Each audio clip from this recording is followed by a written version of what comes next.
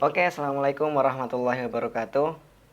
Perkenalkan, nama saya Muhammad Nurchandra Lugito dari Universitas Nusantara PGRI Kediri.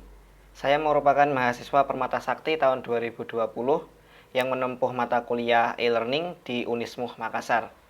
Saya di sini akan memberikan sebuah tutorial cara membuat web Gnomio. Gnomio adalah platform pembelajaran daring atau biasa kita sebut dengan e-learning, di mana hal ini sangat mendukung dalam situasi pembelajaran seperti saat ini, di mana pembelajaran tidak boleh dilakukan secara tatap muka. Saat ini eksis sekali pembelajaran dengan daring atau dalam jaringan. Dapat menggunakan Zoom, Google Classroom, Google Meet, dan masih banyak media-media lain. Salah satunya adalah dengan e-learning, yaitu dengan Gnomio. Mari kita simak tutorialnya. Oke, jadi yang dibutuhkan pertama adalah kita harus masuk ke browser kita masing-masing. Lalu kita masuk ke alamat yaitu gnomio.com.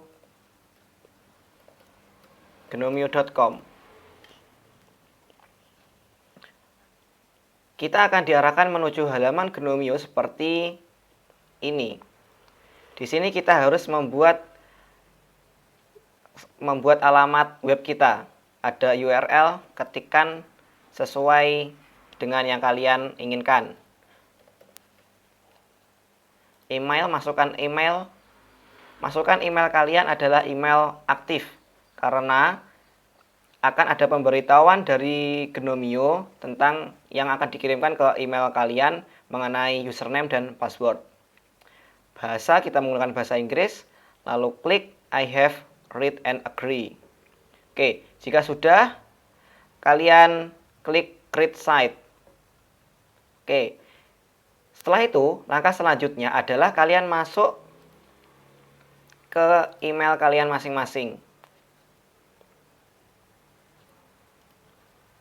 Jadi di email kalian akan dikirimkan oleh Gnomio, yaitu ada alamat site kalian yang telah kalian buat tadi, dan ada informasi login, yaitu ada username dan passwordnya. Oke, jika kalian sudah mengetahui informasi ini, kalian masuk ke alamat kalian. Tadi saya membuat dengan alamat penjas.gnomio.com.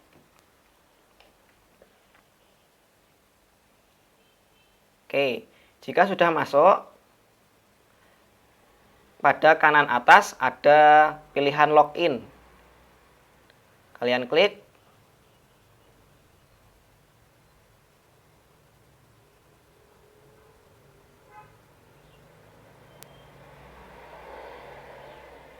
Oke, di sini kalian harus login menggunakan informasi yang ada di email kalian, username dan passwordnya.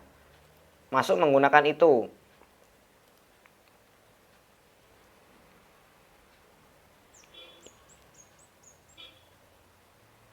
Oke, baik. Tampilan awal dalam kalian setelah masuk ke web Gnomio adalah seperti ini. Kalian dapat mengganti foto profil dan nama kalian di pojok kanan atas. Ada pilihan profil. Kalian pilih. Kalian dapat mengganti profil kalian di sini. Mengubah nama, memasukkan nama, NPM, asal, prodi, dan data-data kalian di sini. Oke. Selanjutnya, kalian harus mengatur dalam web ini dengan set administration. Masuk ke set administration di bagian paling bawah.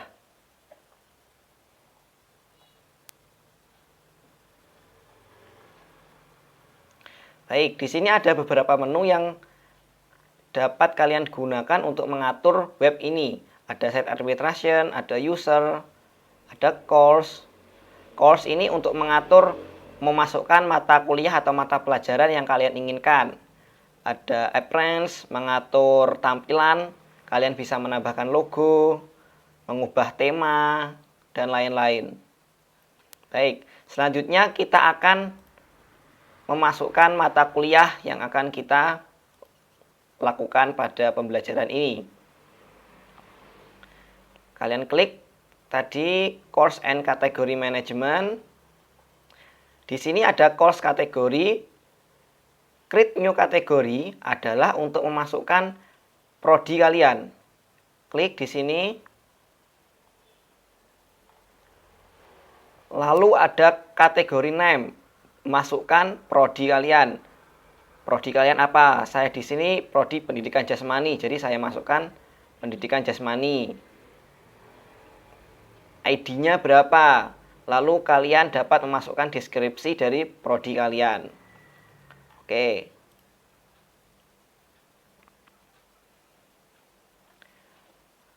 Jika sudah, maka tampilannya akan seperti ini. Tertulis prodi pendidikan jasmani, maka ini sudah berhasil. Lalu selanjutnya, kalian harus memasukkan pada create new course. Artinya apa? Ini untuk memasukkan mata kuliah yang ingin kalian buat. Klik. Course full name. Maksudnya kalian mata pelajaran atau mata kuliah apa yang akan kalian masukkan. Misalkan sepak bola.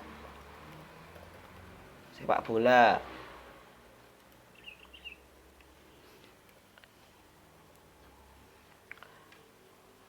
Terus short name-nya apa? Saya singkat SB saja. Pastikan pada course kategori ini berada pada prodi yang kalian buat tadi, prodi pendidikan jasmani. Oke. Start ini adalah untuk mengatur kapan pembelajaran mata kuliah itu dimulai, dan course end date adalah kapan pembelajaran itu diakhiri. Kalian dapat menambahkan deskripsi mata kuliah yang sudah kalian buat tadi di sini. Kalian dapat memasukkan gambar di sini dan pengaturan-pengaturan lain. Jika kiranya kalian sudah merasa cukup, maka klik Save and Display. Oke. Sudah, kalian kembali lagi ke SB. Sepak bola, maka akan ada tampilan seperti ini ya teman-teman.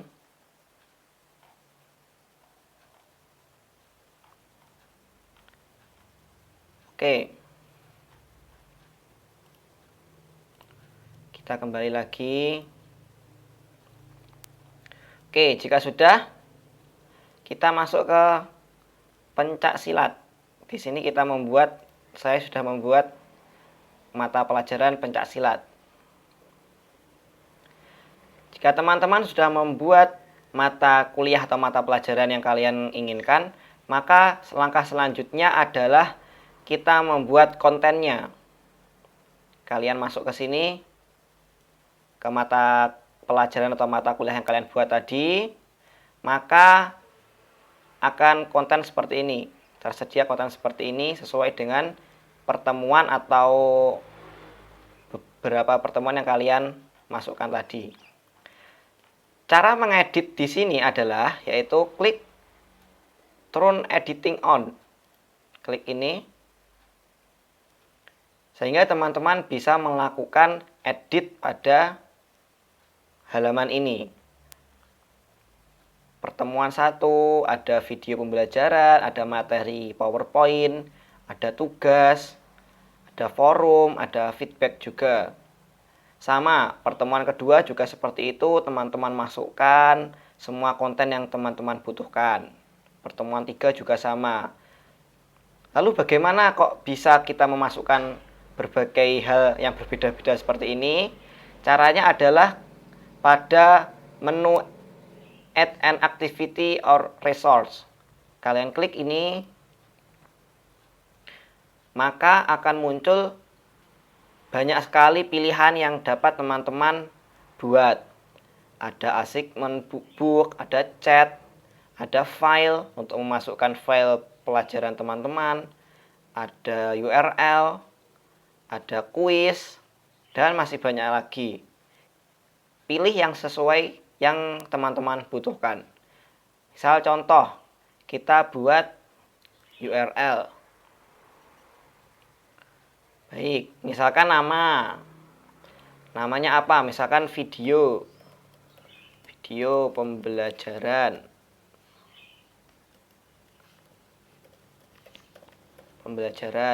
Teman-teman masukkan alamat URL yang ingin teman-teman tampilkan di sini. Teman-teman buat deskripsinya.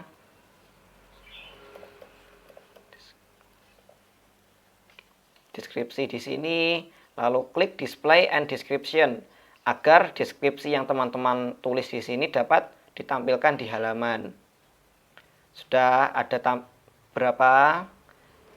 Jika teman-teman sudah merasa cukup, klik save and return to course. Oke, berhubung saya sudah membuatnya, saya cancel.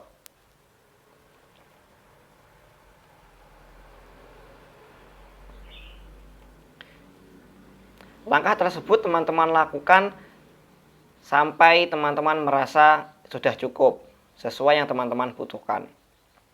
Baik, langkah selanjutnya, jika teman-teman sudah berhasil membuat kontennya, dapat memasukkan semua pelajaran atau materi yang teman-teman inginkan, maka selanjutnya adalah kita harus memasukkan peserta didik atau mahasiswa atau siswa kita. Caranya adalah kita harus membagikan alamat web kita ini kepada peserta didik kita. Misalkan penjasgenomio.com. Kita bagikan alamat ini ke siswa kita. Baik. Saya logout dulu. Maka siswa yang mengakses alamat ini akan masuk ke halaman awal seperti ini. Caranya adalah klik login, lalu pada bagian create new account, siswa harus mengklik membuat akun baru dulu, lalu dapat memasukkan username, password, dan beberapa informasi lainnya. Setelah selesai memasukkan semua data ini, harus create my new account. Oke, untuk catatan harus memasukkan email yang aktif karena Gnomio akan mengirimkan informasi berupa username dan password ke alamat email yang dimasukkan. Jika sudah create my new account, setelah itu sama masuk ke emailnya masing-masing, maka akan ada informasi tentang username dan passwordnya. Jika sudah, langkah selanjutnya adalah kita sebagai pendidik harus menerima permintaan dari siswa kita yang sudah membuat akun baru tadi. Caranya seperti apa? Caranya kita masuk ke mata pelajaran kita tadi, silat, misal.